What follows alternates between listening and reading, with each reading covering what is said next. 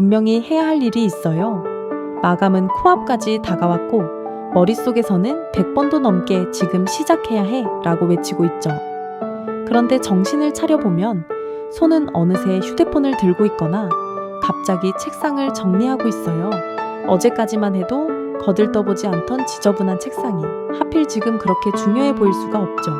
그렇게 하루를 흘려보내고 밤이 깊어지면 익숙한 감정이 밀려와요. 나는 왜 이럴까? 왜 이렇게 의지가 약한 걸까? 혹시 오늘도 그 자책을 반복하셨나요? 그렇다면 잠깐 그 생각을 멈춰주세요. 당신을 그 자리에 붙잡아둔 건 결코 게으름이 아니거든요. 안녕하세요. 심리채집가입니다. 오늘 채집할 마음의 조각은 미루기예요. 누구나 가지고 있지만 누구나 가장 크게 오해하고 있는 마음이죠. 사실 미루기는 어떤 특별한 사람들만 겪는 결함이 아니에요. 정도의 차이만 있을 뿐 거의 모든 사람이 매일같이 마주하는 마음의 풍경이거든요. 그런데도 우리는 유독 이 마음 앞에서만큼은 스스로에게 가장 가혹한 심판관이 되곤 해요. 오늘은 그 심판을 잠시 멈추고 이 조각을 차분히 관찰해 보려고 해요. 우리는 보통 미루기를 시간 관리의 실패라고 생각해요. 계획을 엉성하게 세웠거나 의지가 부족해서 벌어지는 일이라고요. 그래서 우리가 꺼내드는 해결책도 늘 비슷해요. 더 빡빡한 계획표, 더 단단한 다짐, 그리고 더 매서운 자기 채찍질. 그런데 이상하지 않나요? 그렇게 굳게 다짐을 하고 완벽한 계획표를 짜도 미루기는 좀처럼 사라지지 않아요. 오히려 며칠 지나면 더 심해져 있곤 하죠. 만약 미루기가 정말 의지의 문제였다면 의지를 다잡을 때마다 나아져야 할 텐데 말이에요. 이유는 의외로 간단해요. 우리가 문제를 처음부터 잘못 짚고 있었거든요. 미루기는 시간을 다루는 문제가 아니라 감정을 다루는 문제예요. 캐나다의 심리학자 푸시아 시로이스와 티모 시피칠은 2013년 미루기를 바라보는 완전히 새로운 관점을 내놓았어요. 학술지 소셜 앤드 퍼스널리티 사이콜로지 컴패스에 실린 이 연구에서 두 사람은 미루기를 단기적인 기분 조절 전략이라고 설명했죠. 무슨 뜻인지 차근히 풀어볼게요. 우리가 어떤 일을 미룰 때 사실 그 일 자체가 싫은 경우는 생각보다 드물어요. 정작 우리를 불편하게 만드는 건 그 일이 불러일으키는 감정이거든요.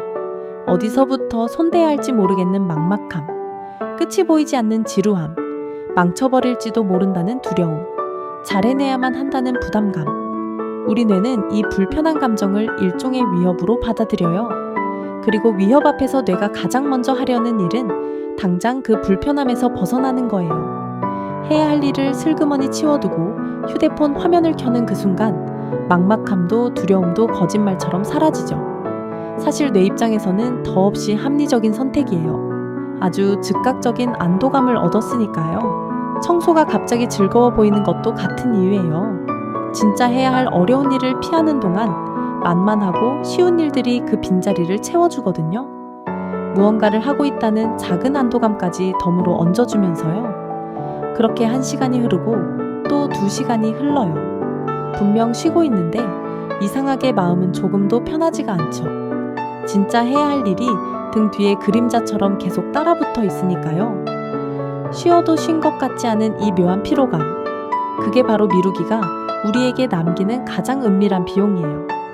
문제는 이 안도감의 유통기한이 지독하게 짧다는 거예요. 미래를 내다보는 이성적인 뇌, 전전두엽은 지금 이러면 안 돼 라고 분명히 말하고 있어요. 하지만 당장의 감정을 처리하는 변형에는 그 목소리를 너무도 가뿐히 이겨버려요. 눈앞의 작은 안도가 저 멀리 있는 미래의 큰 곤란을 거의 매번 이기는 거죠.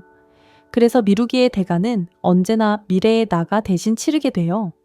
오늘의 내가 회피한 감정의 청구서를 내일의 내가 몇 배로 불어난 불안으로 받아드는 셈이에요. 시로이스와 피칠이 짚은 핵심이 바로 여기에요.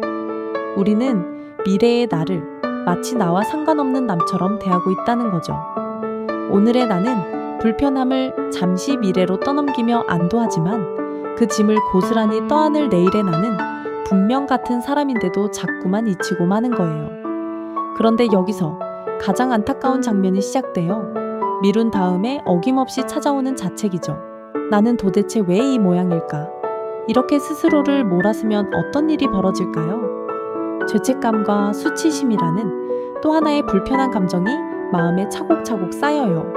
그리고 우리 뇌는 그 새로 생긴 불편함마저 회피하고 싶어져요. 그 일을 떠올리기만 해도 괴로우니까 더 멀리 밀어내는 거죠.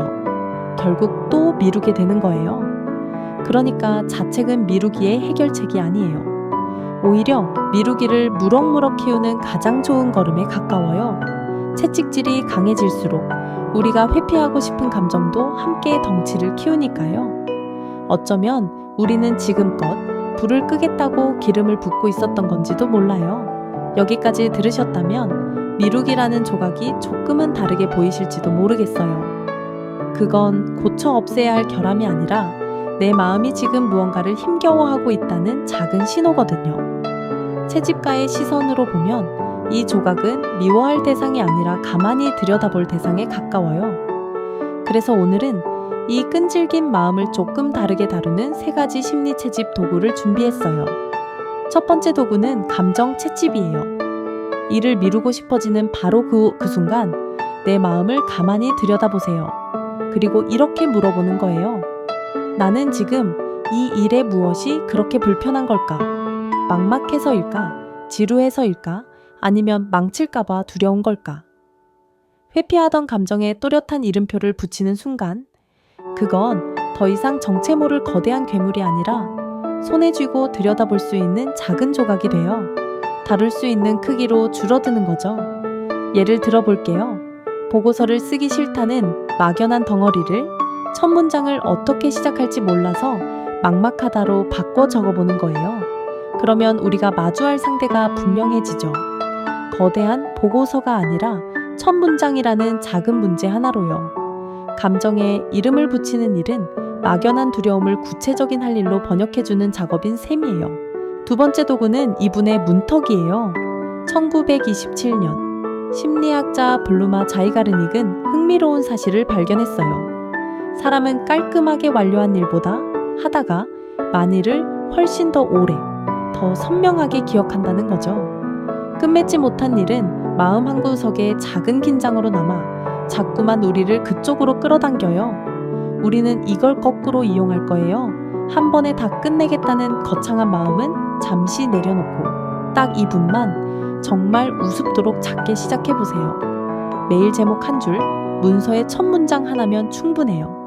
시작의 문턱만 살짝 넘고 나면 그 미완성의 긴장이 우리를 알아서 다음으로 데려가 주거든요. 세 번째 도구는 어쩌면 오늘 가장 들려드리고 싶은 나를 용서하기예요. 2010년 마이클 월과 티모시 피칠 연구팀은 대학 신입생 119명을 한 학기 동안 추적했어요. 그 결과는 뜻밖이었죠. 첫 시험을 앞두고 미뤘던 자신을 용서한 학생들이 다음 시험에서는 미루기가 눈에 띄게 줄어들었거든요. 더 독하게 다그친 것도 아니고 그저 자신을 용서했을 뿐인데 말이에요. 스스로를 향한 비난을 멈추자 회피하고 싶었던 불편한 감정도 함께 옅어진 거예요. 자기 자신에게 건네는 다정함이 어떤 채찍질보다 강한 힘을 가지고 있었던 셈이죠. 그러니 나는 또 미뤘어 라며 자신을 깎아내리는 대신 오늘은 좀 힘들었구나. 그래도 괜찮아 하고 가만히 어깨를 토닥여주세요. 이건 나에게 면죄부를 주는 게 아니에요.